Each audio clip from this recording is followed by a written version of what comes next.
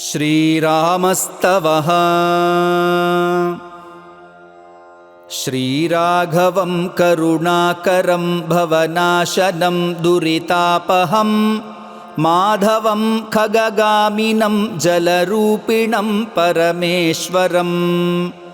पालकं जनतारकं भवहारकं रिपुमारकं त्वां भजे जगदीश्वरं नररूपिणं रघुनन्दनम् भूधवं वनमालिनं घनरूपिणं धरणीधरं श्रीहरिं त्रिगुणात्मकं तुलसीधवं मधुरस्वरं श्रीकरं शरणप्रदं मधुमारकं व्रजपालकं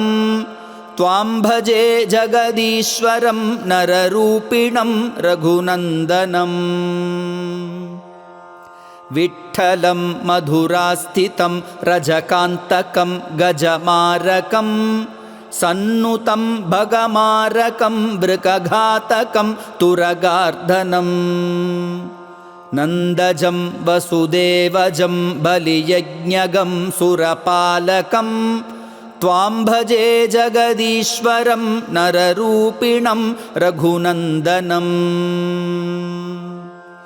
केशवं कपिवेष्टितं कपिमारकं मृगमर्दिनं सुन्दरं द्विजपालकं दिदिजार्दनं धनुजार्दनं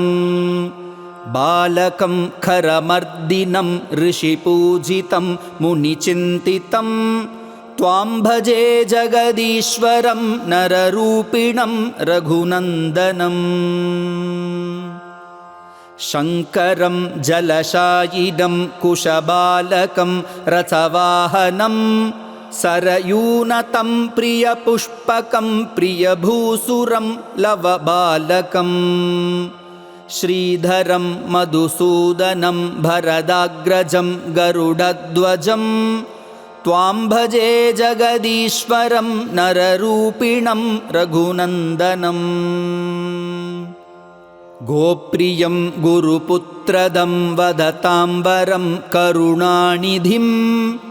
भक्तपं जनतोषदं सुरपूजितं श्रुतिभिस्तुतं भुक्तिदं जनमुक्तिदं जनरञ्जनं नृपनन्दनं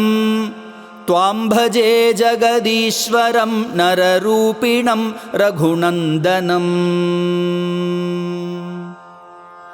चिद्धनं चिरजीविनं मणिमालिनं वरदोन्मुखं श्रीधरं धृतिदायकं बलवर्धनं गतिदायकं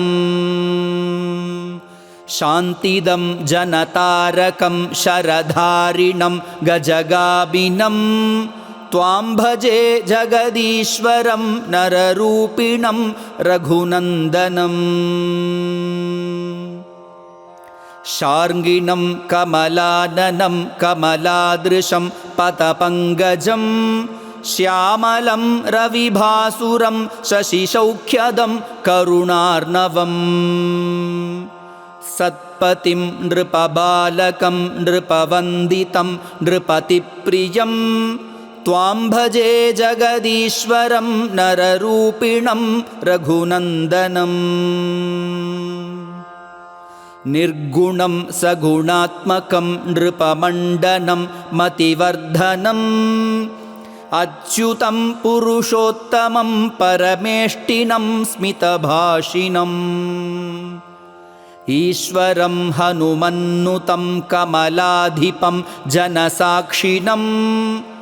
त्वां भजे जगदीश्वरं नररूपिणं रघुनन्दनम् श्रीशम्भुकृत श्रीरामस्तवः सम्पूर्णः।